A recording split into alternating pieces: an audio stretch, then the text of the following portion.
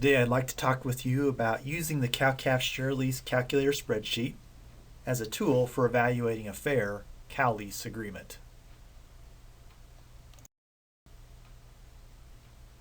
Why lease cows? This is a question I often get asked as people consider why would you want to lease cows. First is cow-calf production requires a large amount of capital, which can be a challenge to beginning producers.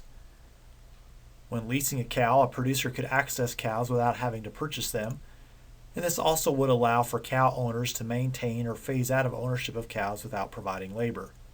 This option can be particularly attractive to those cow owners who may be nearing retirement and would like to phase out of the production side of the business. There are two options when we think about leasing cows. The first is a cash lease. This is where the cow-calf owner is paid a set amount by the person leasing the cows. And then a cow-calf share arrangement, where the cow owner gets a percent of the calf crop based on their contribution towards the production of calves. Let's talk about some of the differences between cash leases versus a cow-calf share arrangement. In a cash lease, the cow owner gets paid a set amount per pregnant female each year. The advantages to this is that it's known income to the cow owner, there's less risk, it's simple to understand, and they get a guaranteed payment. Disadvantages would be that they're getting less income when calf prices are high. The advantage of a cash lease to the operator is that it's simpler. It's a simple payment for the cow-calf's owner of the portion of what they would normally get in the calf crop, except the cow owner gets it as cash from the cow operator. The disadvantage to the cow operator is that they're accepting all of the calf price risk, and they must come up with the cash to pay for the lease.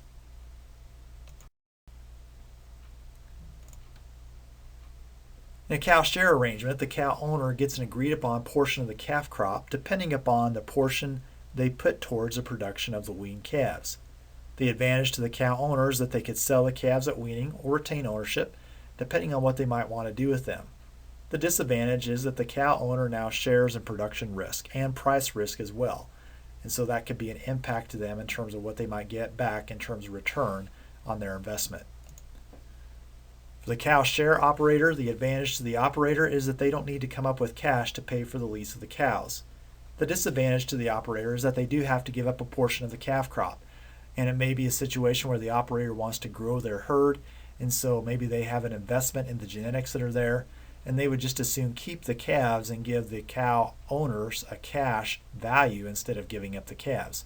So those are some of the advantages and disadvantages of a cash lease versus a cow-calf share arrangement. I'd like to take a few moments and walk you through the calculator's cow-calf share lease spreadsheet.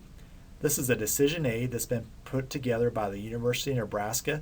It is an Excel-based spreadsheet and is available at the following website.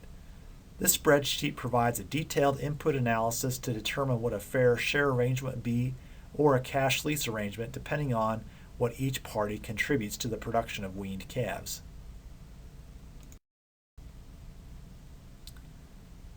This is a picture of the website where if you follow that link would take you to. The highlighted cow-calf share lease calculator is the Excel spreadsheet. If you click on that Excel spreadsheet, it'll ask to download that spreadsheet to your computer. You can go ahead and do that. Once you do that, then it'll have the spreadsheet on your computer, and I recommend that you save that spreadsheet as a clean document so that you have an original, and then save it again to work on it as in a different file name so that you have an original and then you have the one you're working on. Then if for some reason the spreadsheet would get corrupted or not be working right, you can always go back to your original. So when you open up the spreadsheet and download it, you're going to get the top part of the page that looks like this. And you'll notice there's two parties involved. There's the owner of the cow and the operator. The middle box determines what a cash value would be. So when you go in and put all costs or values in for the cow owner and for the person who's operating or caring for the cows, it will give you a cash value. And this can be used to determine what would be a fair cash lease arrangement potentially. And if you look at it, it says cows only and then cows and bulls. And so if the cow owner is only providing the cows, the operator is providing the bulls, then in this case, somewhere around $150 would be an estimated fair cash lease. If that person was providing both cows and bulls based on the input, then the operator should get closer to $180 per cow per year for the cash lease. The box on the left shows the operator and owner in terms of what they should get in a percent of calf crop based on their contribution. In this particular example, the cow owner is providing both cows and bulls and is getting 20% of the calf crop based on the input they provide.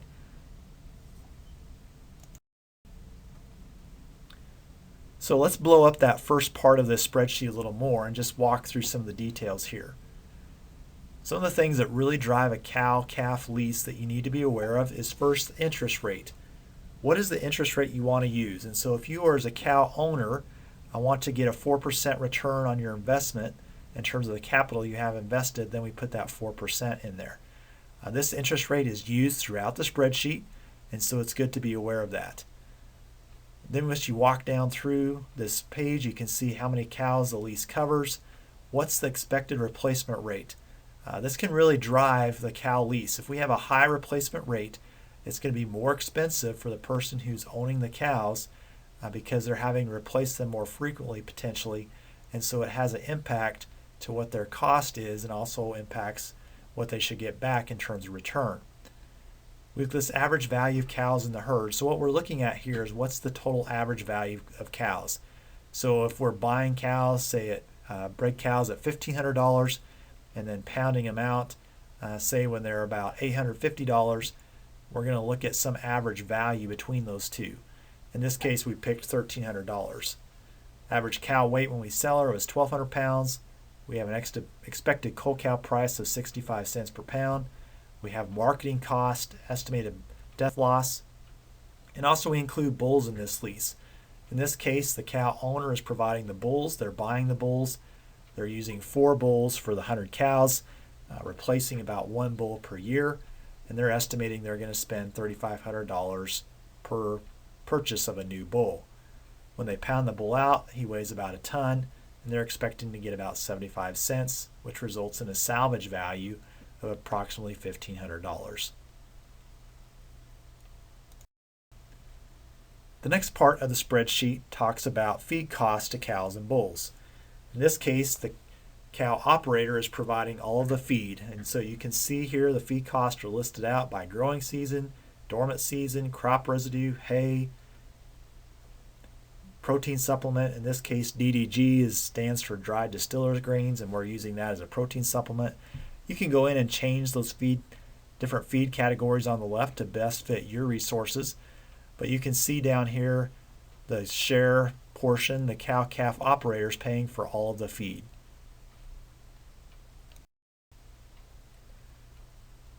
Other cash costs involved. In this case, we have both the owner and operator providing contributions under veterinary medicine. So in this cow-calf share or cow-calf lease arrangement, the cow owner is going to pay for half the veterinary expenses and the cow operator is going to pay for the other half. Cash costs on buildings and equipment. This is operating expenses that are being contributed by the cow-calf operator. These would be things to cover equipment, insurance, repairs, maintenance, upkeep, fuel on equipment, and buildings, corrals, facilities that would be related to cow-calf production. There's also a place to put some miscellaneous costs in.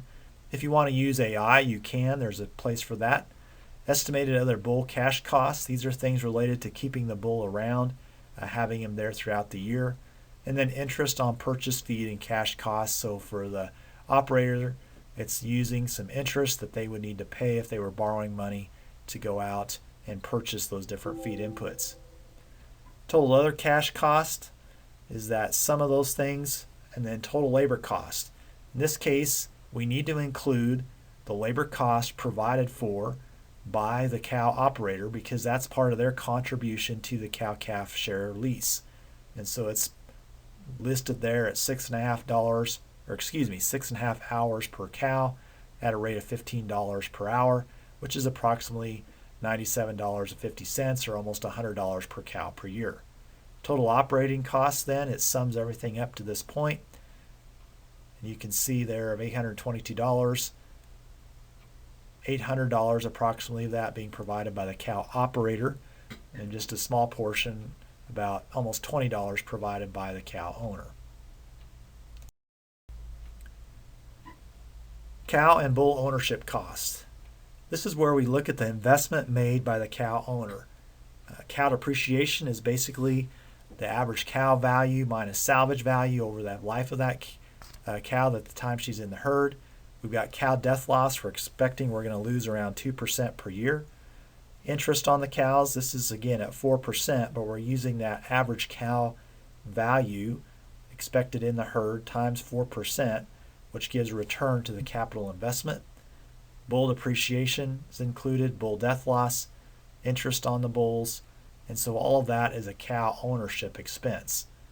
You can see here the total ownership cost, including cow depreciation, death loss, and interest, is $182.75 per year. And again, in this case, the cow owner provided both cows and bulls. And then when you look at total costs down there, we're a little over $1,000 for total cost. 20% of that $1,000 has been contributed by the cow owner, 80% by the cow operator. So if we're thinking about a cow-calf share arrangement, it would be fair that the cow-calf operator get 80% of the calf crop under this scenario, and the cow owner would get 20%. If we were looking at a cash lease arrangement, then the cow operator would get somewhere around $180 to $200 for management, or back to their ownership and management of those cows. And so that's a cow lease and cow-calf share arrangement example. As we think about cow-calf share and cow-calf lease arrangements, where we're looking at either a share arrangement or a cash lease arrangement, there are some things that really drive what the cow owner's value should be in terms of what they get back. First is cow value. If you value cows at $2,500, that's a lot different in terms of what you expect to get back in terms of return to that $2,500 than if cows are valued at $1,200. Replacement rate. When we increase replacement rate, oftentimes that increases depreciation expense, and so we're having to replace that cow that leaves the herd with a bred heifer or another bred cow, and that can increase the cost to the cow owner. Interest rate is another one that really drives what the cow owner thinks they should get back. Some ranchers are happy with a 2 or 3% return. Others would like to get something like a 5 to 7% return.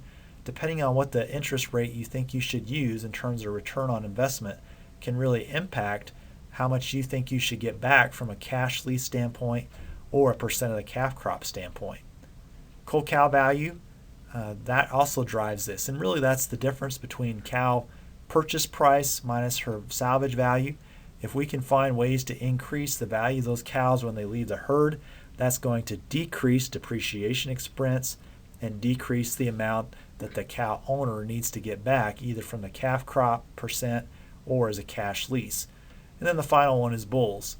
Some arrangements the cow owner provides the bull, in other arrangement the cow operator provides the bull. And that can make a significant difference on what the breakout should be, either in a cow-calf share arrangement or on a cash lease.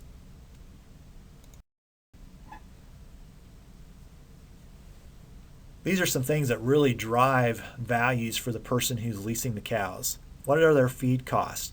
That usually is around 60 to 65% of annual cow costs, and so things around feed cost are big drivers. Another big driver is overhead expense, equipment and labor. How much equipment is used in operating and caring for those cows? What's the labor requirements for caring for those cows? Is it provided by the person himself, or is he hiring someone? And then the last one is bulls.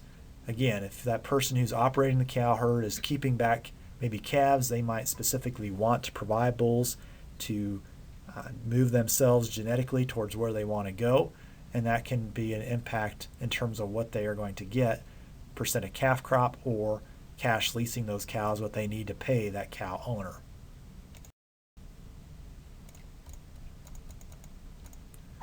The following are things in my mind that we need to pay attention to as we think about things to consider in a cow-calf share lease or a cash lease arrangement. first is the integrity of both parties. Both people need to trust one another and believe that each other is representing the facts accurately and that can be trusted. If you don't have trust in a cow-calf share or cow lease arrangement, it's not going to go well for both parties.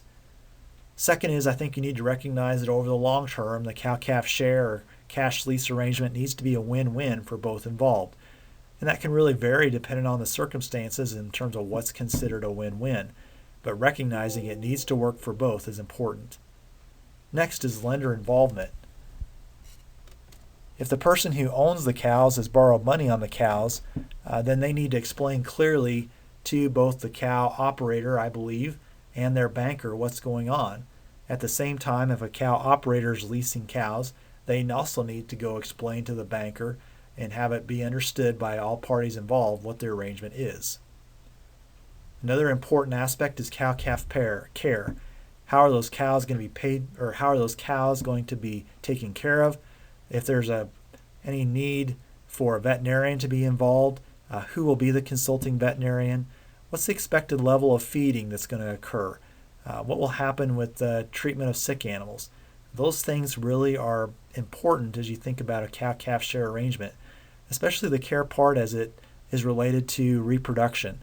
If we have a situation where an operator maybe is not providing adequate nutrition to get those cows pregnant again and we're having a real high fallout because of non-pregnant cows, that will be a very expensive situation to the cow owner. And so having a conversation around how that is going to occur, what the expectations are, is important. And that ties with that acceptable cow breed up. Both parties need to talk about how that is going to be addressed. What's a relevant or what's a respectable cow-calf or cow breed up, and what are some things that could impact that. Another one is how will hauling and marketing expenses be shared? Once that cow is identified as being open, does she now become responsibility of the cow owner to deliver her to the auction market? If we're in a cow-calf share arrangement, does the operator pay for part of the trucking and marketing cost, or how does that occur? And so that needs to be discussed as well. I think there also needs to be some real candid conversation around expected results and what would be a best case and worst case scenario. So all parties involved recognize both the risks and the potential rewards of this kind of business arrangement. And then finally, there needs to be an exit plan. These need to be in writing, talking about how notification will be given if it's decided that there wants to be a termination or end to the lease. How will that take place? How will the cattle be handled at that point in time? And just so it's clear to all parties involved what would occur if that arrangement needs to be dissolved. And as already been said, this arrangement needs to be put in writing. Both parties need to have a copy so that it's clear what's been discussed and what's been decided on. This putting it in writing can also be a reference document to clarify any disagreements or questions as the business arrangement progresses throughout the year. There are some additional there's additional resources that are available at the beef.unl.edu website. This beef cattle share lease agreement is an extension circular that has a lot of information on leasing cows. Nebraska livestock budget gives some ballpark numbers of values that can be used. These are both available at the following URLs that are on your screen. Finally, if you have any questions about the cow lease calculator spreadsheet or about leasing cows, I would be happy to visit with you. My email and phone number are there on your screen.